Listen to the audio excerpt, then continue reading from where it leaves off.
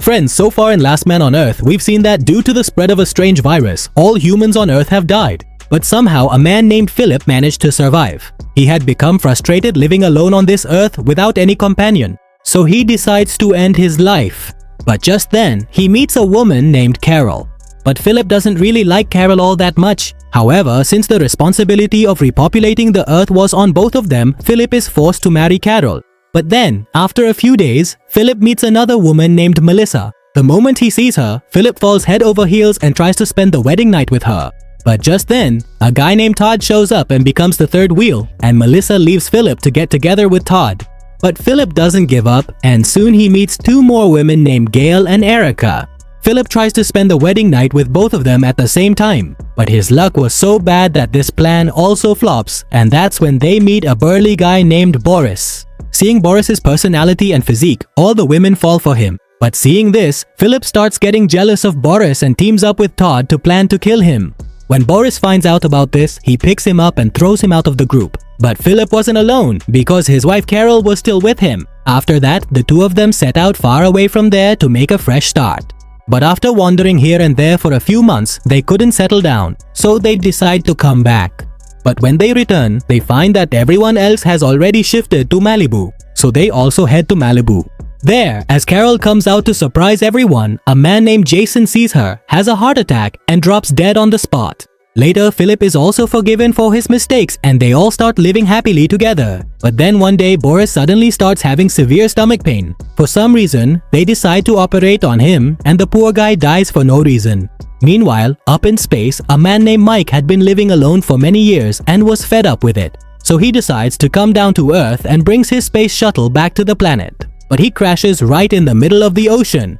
After wandering for 3 days, he spots a boat. On that boat, he meets a man named Mark. Mark had been living alone on this boat for many years. But now with Mike's arrival, he finally had a friend. Meanwhile, Mike also stays with Mark on his boat for a few days. But when they go ashore to look for other people, Mike takes advantage of the situation and escapes from there, somehow making his way to Malibu. There, he meets Philip, who is his real brother. After that, for quite some time, they live happily together and have a lot of fun. But then one day, Mike suddenly starts feeling unwell and gets infected by the virus. Because of this, he has to leave from there. Meanwhile, on the other side, the rest of the group spots a drone that had been watching them for several days. But just then, Melissa arrives and shoots it down with her gun, because it could have been a threat to all of them. Meanwhile, Erica sees something strange from the kitchen window and immediately calls all her friends over. When they look through the binoculars, they spot a boat in the sea. There are 3 people on it, armed with guns, heading rapidly towards them. Seeing this, they panic and wonder, what are we going to do now?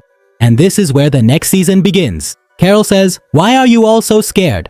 Who knows, maybe they're just coming to ask for directions. To this, Erica replies, are you crazy or what? Who brings a gun just to ask for directions? After that, they all quickly start to evacuate the house. At that moment, Carol runs to Melissa and tells her everything. Melissa says, get me out of here quickly. Carol says, first tell me, have you learned your lesson? She says, yes, I have learned it. Now get me out quickly. At this, Carol sets her free. Melissa runs inside and grabs her hidden gun. Meanwhile, when the rest of them get into the car and try to leave, they see that their way is blocked by this black van. None of them had the keys to it. So they run back inside and start searching the whole house for the keys. But by then, the other people had also entered the house. Because of this, instead of running away, they pick up whatever weapons they can find and hide here and there to confront them.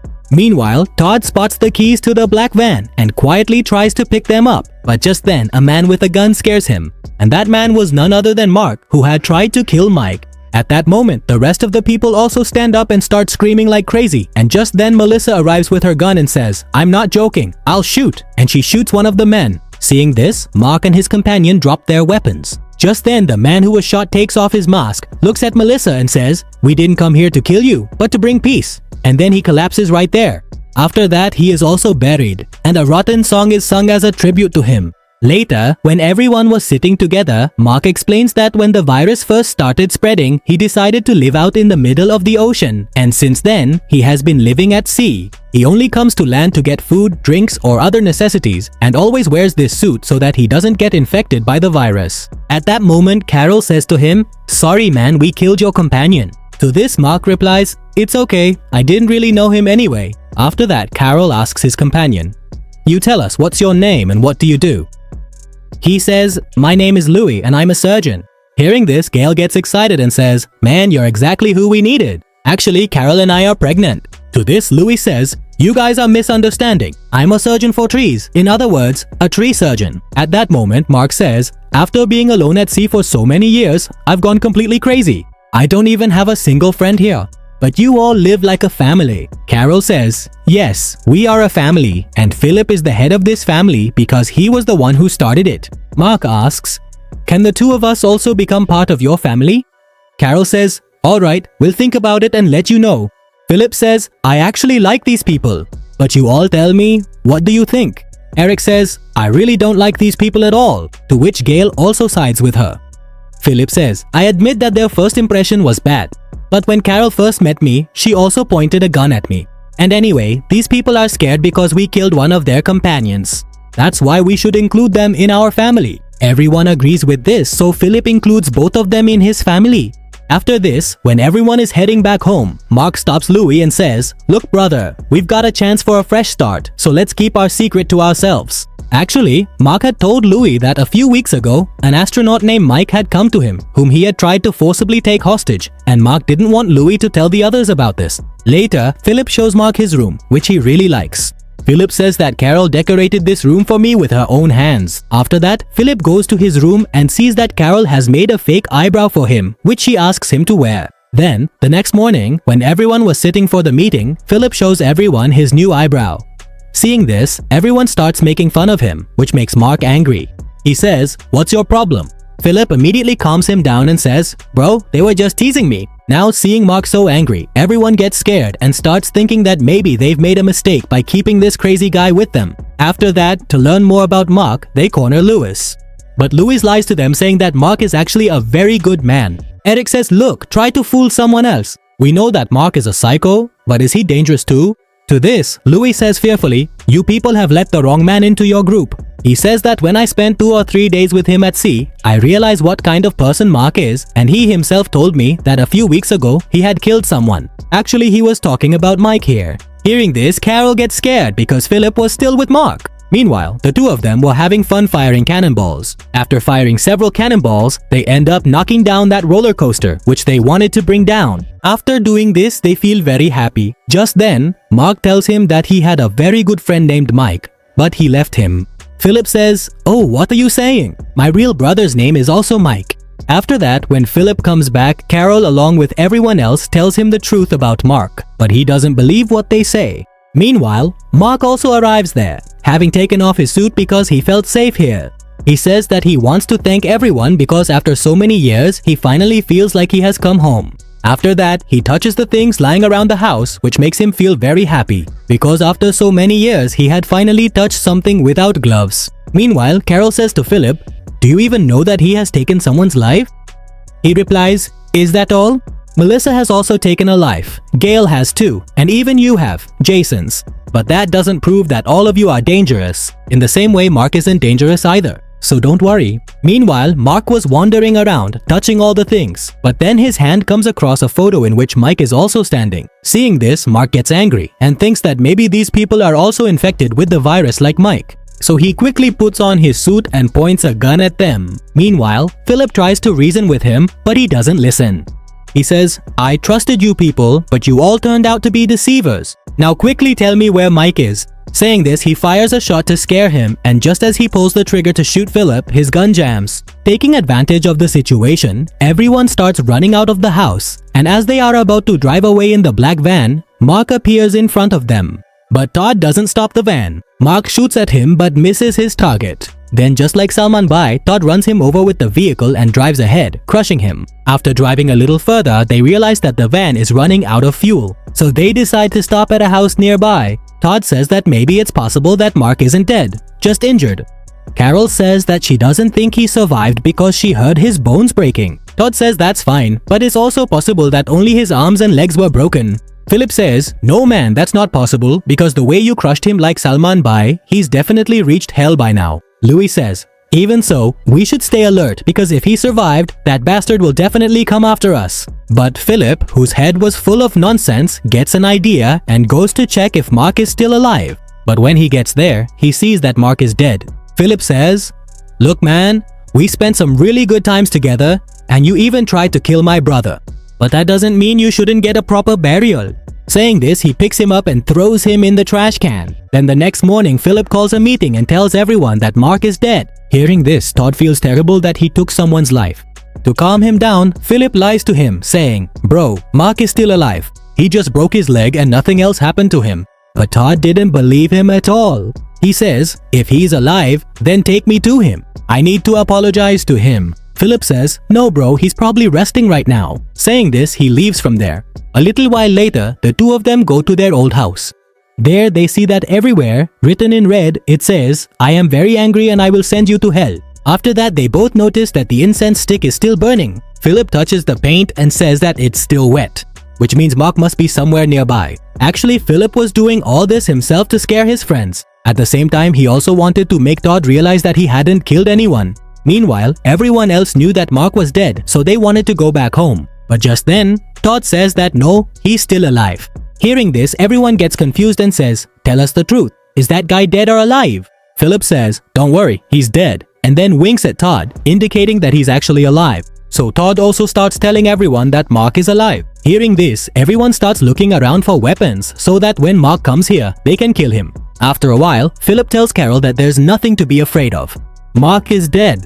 I just lied to Todd so he wouldn't feel bad. Hearing this, Carol is happy to see how much Philip cares about his friends. After that, to convince everyone that Mark is dead, Philip makes a dummy of him out of trash and pretends to kill it in front of everyone.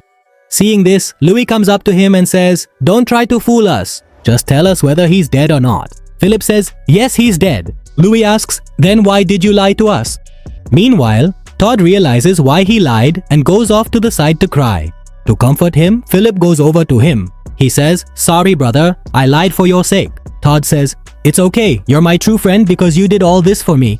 After that, he takes them all to his old house and says, "I wrote all of this in red as well." Just then, Carol looks out the window and asks Philip, "Did you also sink his ship?"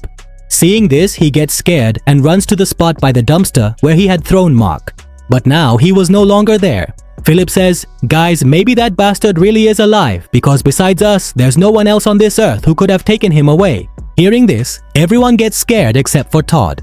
But just then, they all see that there is blood there. Following the trail, they reach the beach. Carol says, "Now it's certain that Mark is alive and he took off with his boat."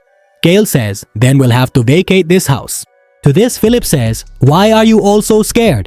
He's gone, and there's no need for us to be afraid." Todd says, "But it's also possible that he went to get a weapon to kill us." Philip says, "That's not possible because he was extremely scared of the virus, so he won't come back." To this, Louis says, Philip is right. He was extremely afraid of the virus, so there's no way he's coming back.